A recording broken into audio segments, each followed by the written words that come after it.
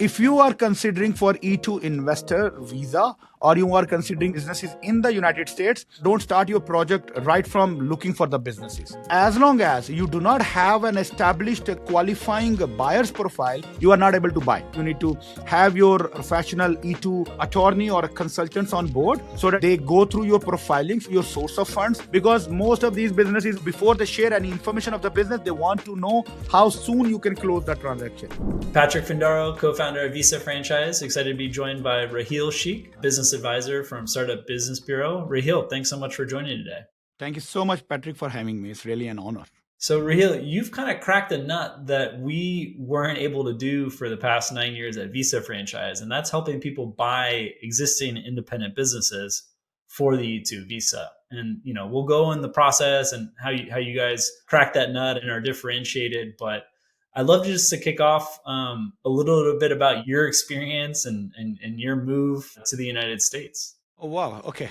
So with regards to me, you rightly said I've been able to, it's been 7 years now exclusively working for the E-2 investors. And, when I started working for the E-2 investors, particularly, so the biggest challenge also I found was, getting the right business opportunities.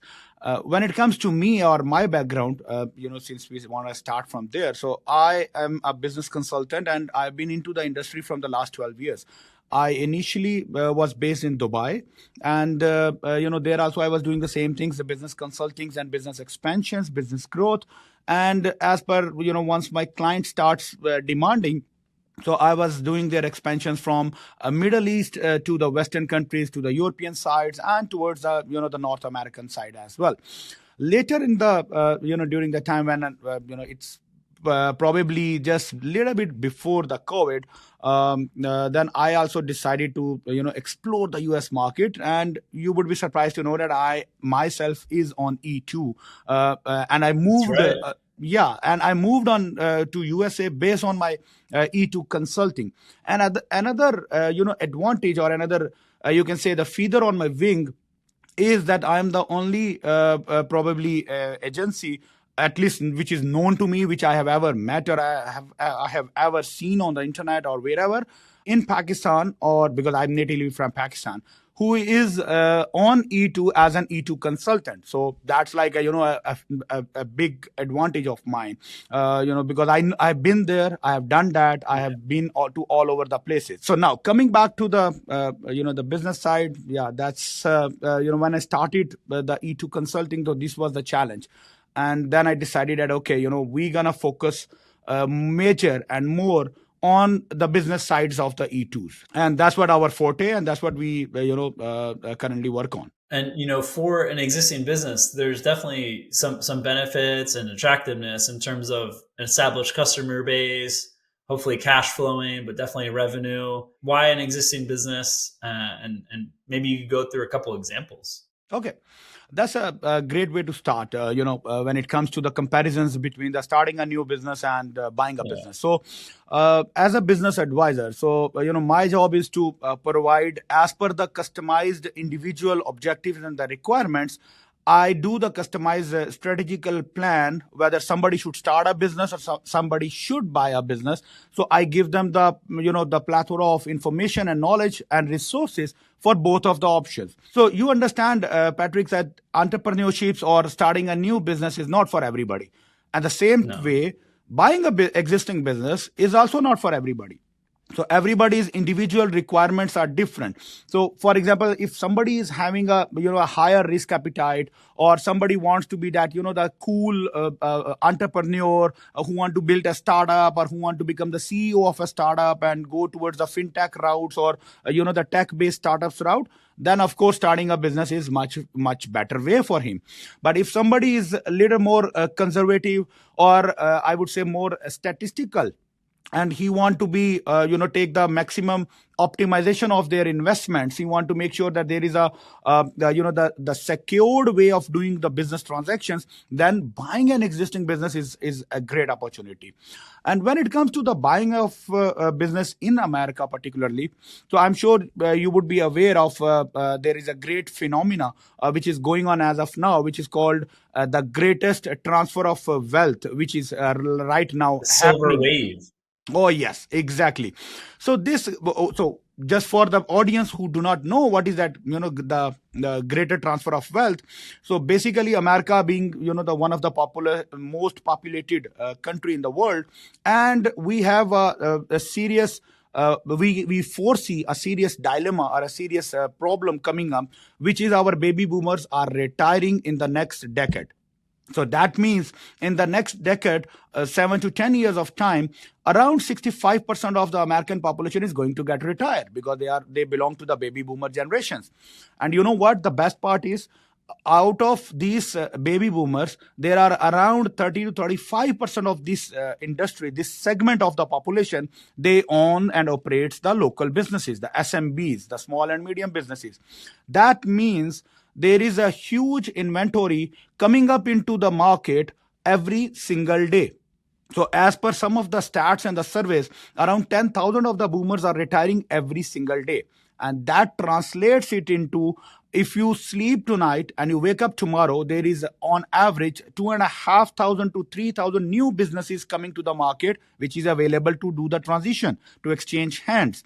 So that makes it on total in the next the 7 to 10 years, as per some surveys, 5.1 to $7 trillion inventory in the shape of existing businesses is coming to the market. And Raheel, their kids don't want to run the business because a lot of countries, I would say the majority of countries, passes from father to son or Yeah. to the daughter to continue running the operations. Right. So that's a another bigger challenge for these baby boomers, because their young generations, which belongs to the millennials and the Gen Z, like yours and mine, we want to become TikTokers. We want to become like the startup entrepreneurs. We want to become a YouTube stars, and we can earn a lot more money on the YouTube than to run a HVAC company of my grandfather. So the problem of these people is they do not have any succession plan, because their next generations and the generations to come are not ready to take the handover of these businesses. That is the reason the businesses are available, are going to be available in the market, which is available for sale. And as per another stats, around 65% of these SMBs, the small medium businesses, are profitable, which means that our ancestors, they have worked a lot on these businesses, and they have already made it to a profitable scenario. So when we review these kind of stats and information, that makes much more sense to buy an existing business as compared to starting a new one, as long as you do not have to go through some inventions or some brand new projects which you really want to be cool and proud of. So that's one of the biggest reason the starting of business, buying a business is a way better way of building or making your next investments when it comes to America. And Raheel, what type of businesses are we talking about? Like what kind of businesses do your clients usually invest in for the E2 visa? When it comes to the business industries, that's there is a wide variety of the industries available. So, number one, if I talk about from buying businesses or taking advantages of established businesses, is of course the franchise businesses, where somebody has already gone the way, he has tested the water, he has he has been there, he has done that, and Franchise he has resale. achieved a success. So Yeah. franchise business is a great opportunity when you come to buy. And after the franchise, of course, there are industries like hospitality industries. There are services based industries like home services, your cleanings, your HVAC, your maintenance, your plumbing, your pest control companies. Those kind of home services are there. There is a large number of community of these baby boomers, particularly, or the available inventory in the market is belongs to the retail businesses too. So when it comes to the retail, you are talking about the restaurants, you are talking about the mobile shops, you are talking about coffee shops, food shops, the repair things, a lot of the retail industry. And then if you again link it back to the retirement of this generation, so there is a home care, healthcare services business, which are again one of the very attractive industry to capitalize on, I would say. And with the new era of technology, there are a lot of e-commerce and online businesses are also there, which you can definitely, which my investors mostly prefer to give it a start. That's interesting. The online businesses. So for an acquisition there, like what do you want to see for the E2 visa? Like, do they have to already have some 1099s or US employees if they're buying, an Amazon shop, for example? So when it comes to the particularly to an online business, there is not necessarily that you would have some kind of an employees locally, depending on where the business is based from, or where the business is being operated from, because the online industry is going remote, and especially after COVID, we have seen a majority change that the people do not want to have the local in-house employees, rather they outsource their products or their different chores of the business. For the Amazon businesses or e-commerce businesses, majority of the times you have a well-established teams, but they are sitting in the different corner of the world. Somewhere in the cost-effective areas where you can save a lot of dollars in terms of the management of operations.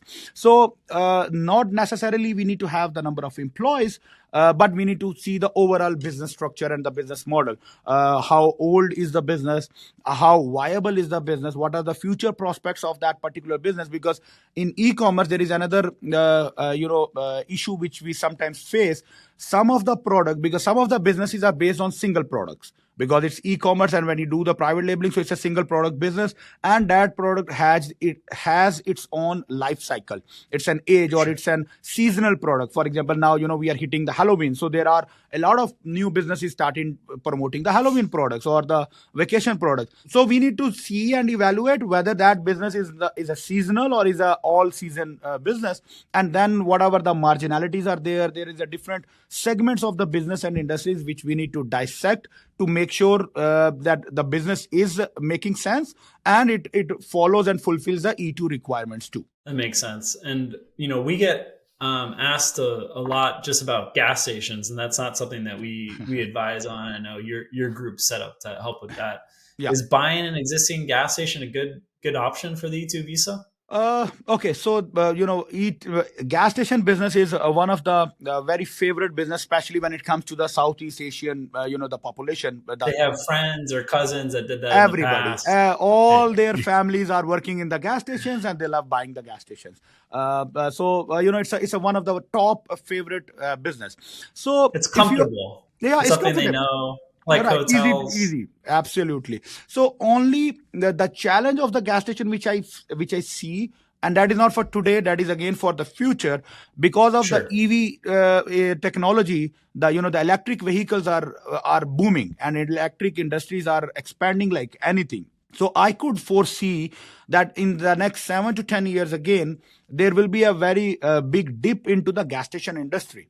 But nevertheless, it's still 7 to 10 years, 10 years from now. If somebody really wants to do the gas station business today, it's still a good opportunity, good way to make money.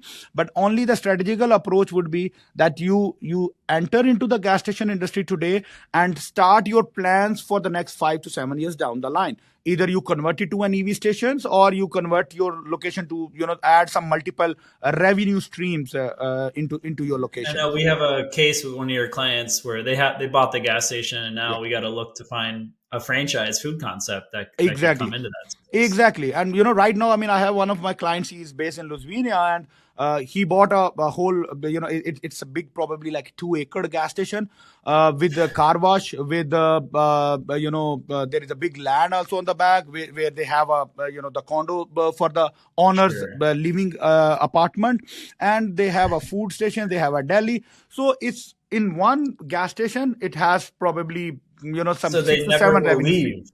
It sounds like they're going to sleep, eat, and work. Exactly. At this, It's so that's their entire world, because you have to work for at least 10 to 12 hours or 14 hours a day. So it's better you stay there and you live there. But if you have smaller kids, then that might not be a good option, because you need to socialize, you need to go to the schools and the extracurricular activities. And what type of factors should people look at when they're evaluating existing businesses? I like that you take a more macro and forward-looking view. I don't Yeah. hear that so much when business advisors or business brokers are talking about buying businesses. It's always just based on the unit level, but I think it's very important to consider. What other factors, besides the trends, should people be looking at? So whenever you are going for buying a businesses, so irrespective of the fact that, as I mentioned, there is a lot of inventory coming into the market, there are still a lot of challenges. When you go around and start exploring, the options and opportunities to buy those kind of businesses.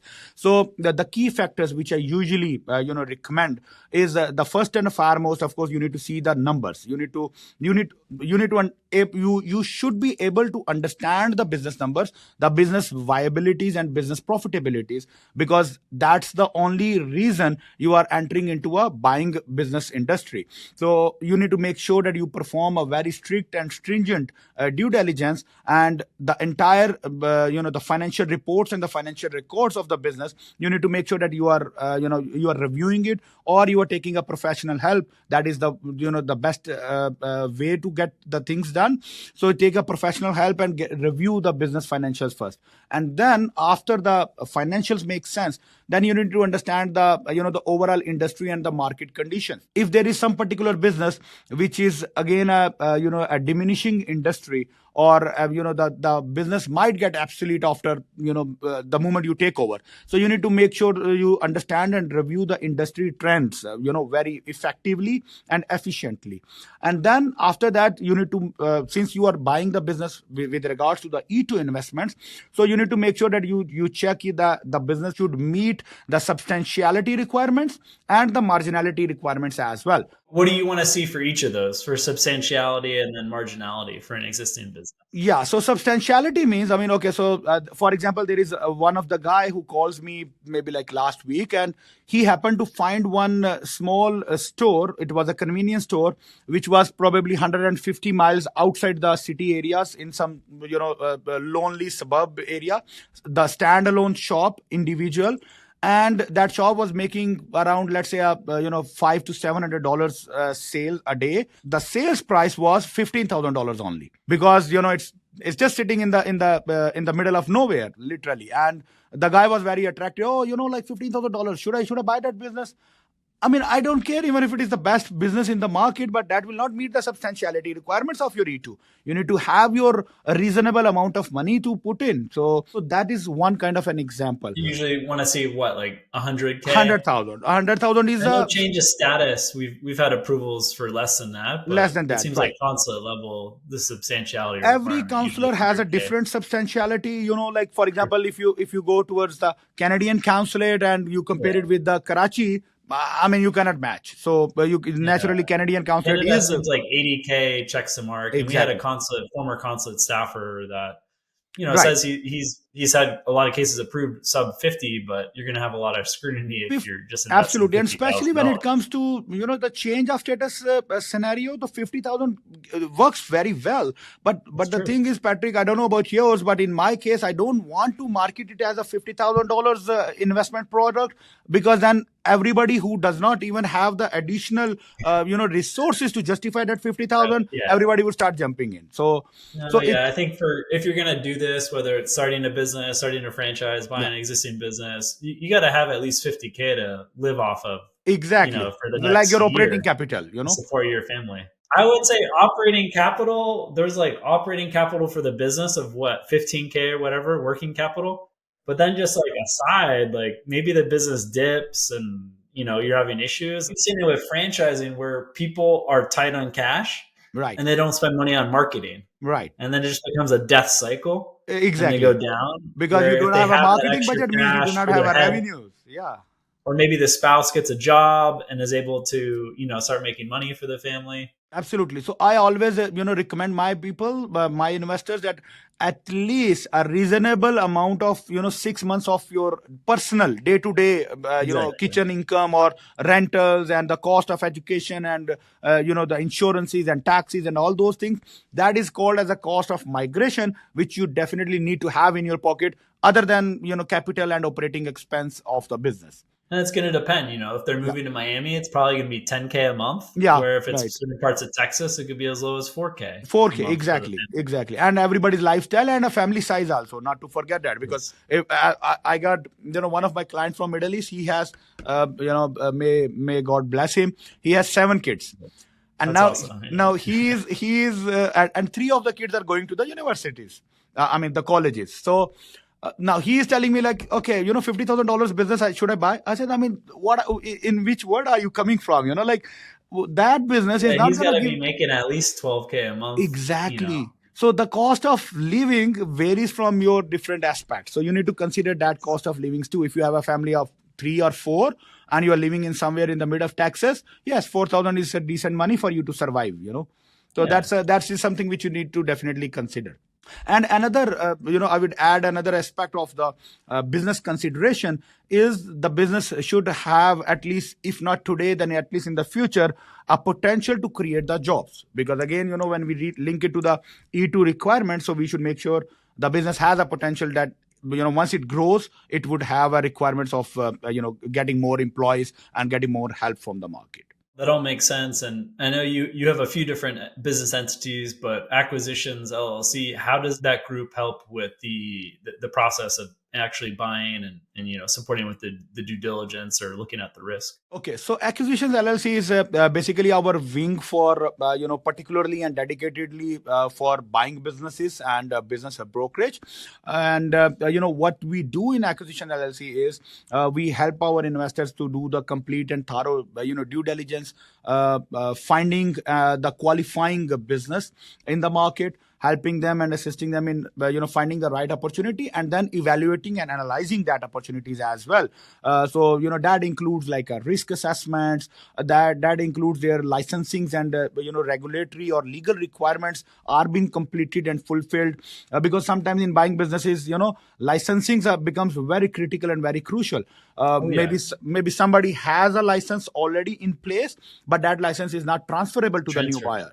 So we need to perform those kind of due diligences that the licenses are in place and are transferables, and then the detailed acquisition strategy, which includes the post acquisition the support. So you buy a business today, what next? I mean, you are sitting outside and there is probably still 2 or 3 months would take for you to, get your visa done and get your work authorizations, and you can come and join the business. So what is going to happen during that transition time?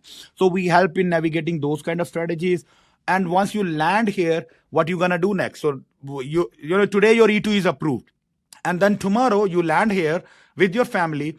Now what should be your priority? The business which is sitting abandoned and you have to take over the control, or the family which you bring along with you, and you need a place to live, you need schools, you need car, you need insurances, you need all those things. So that whole of the transition or the post transition strategies is that what we do.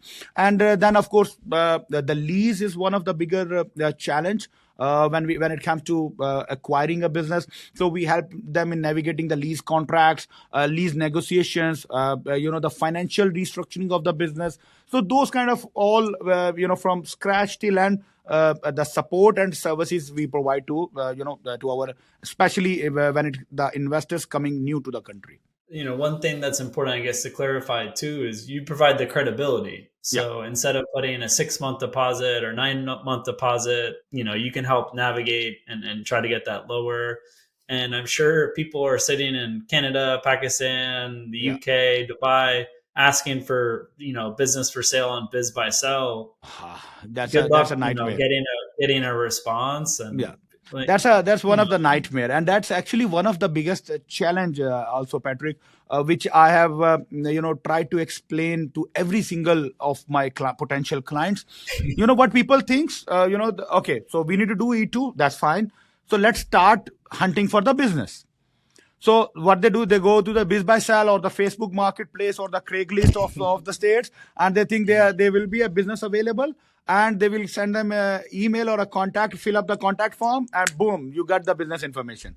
That's not how it works. I mean, if you've seen, I'm sure you would have experienced on the Biz by Sell also. If you go fill up the forms, the one, you will never get a response.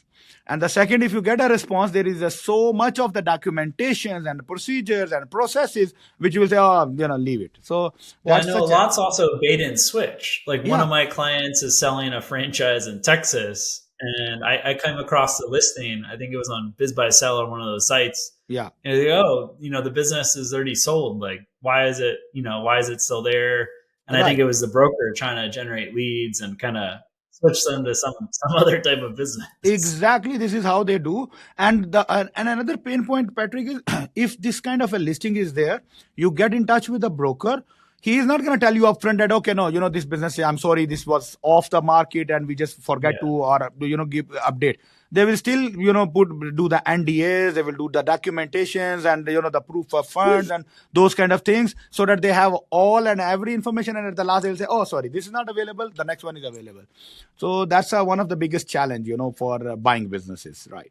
And how does it work? Because there's some states where it's a little easier, like Florida, where there's an MLS and there's a buyer broker, seller broker. How does it work in other places, like Texas, for example? How are you guys helping source the deals and move the transaction forward? So it works, as you rightly said, every state has a different regulations. So, for example, as you mentioned, the Florida, there has to be a buyer's broker, there has to be a seller's broker, there has to be a licensed real estate broker, which has been under the realtors or the real estate license and the law.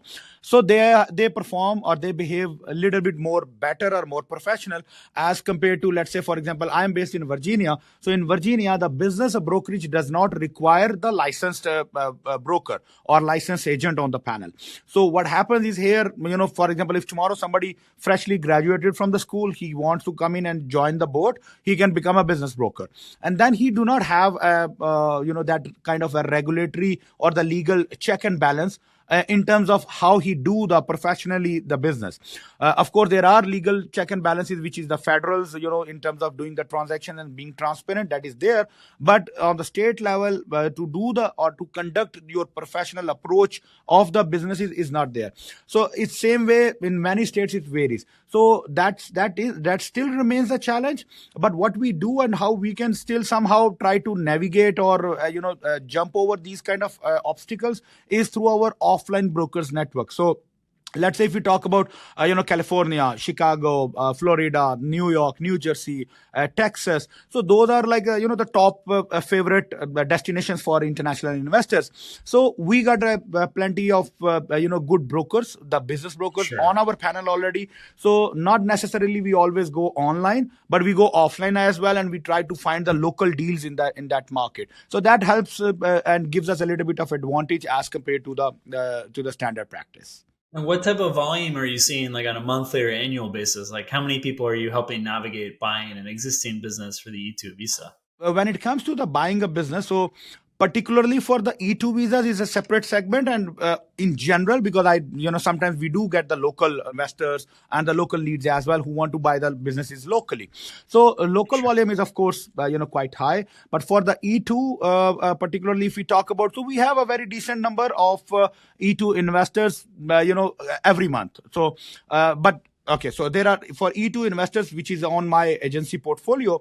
We as I mentioned, we help the both ways. So if somebody wants to start fresh, we help them in starting fresh too. But if somebody wants to buy businesses, so we do. So we have a half off of the both segments. So we have a very decent number of the clientele who look for the businesses. Raheel, closing, what would you say is like one thing that you've learned over the last, 4 or 5 years of helping people buy businesses for the E2 visa in the US that you wish you told your first client that this, and you wish you told that first or second client, a Right. big lesson learned through the experience? Got you. That's a very very authentic and valid question. Very good question. The most important factor in this whole buying a business transaction, there are two, I would say.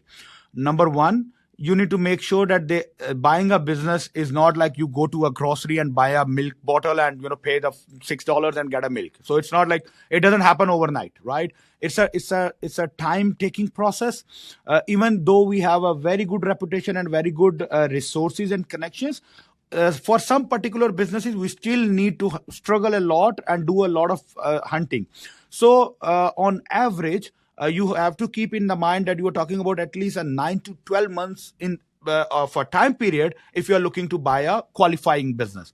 When I say qualifying business, I mean, you might end up, go to the end of your street corner and you will find one, let's say a juice shop sitting there, and you just pay him the money and he'll sell it to you.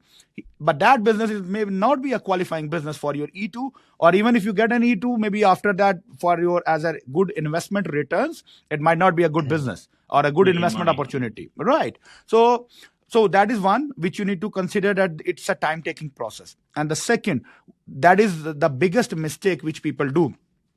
If you are considering for E2 investor visa, or you are considering a businesses for you businesses in the United States, don't start your project right from looking for the businesses, because there is something called in this industry, we call it as a buyer's profile.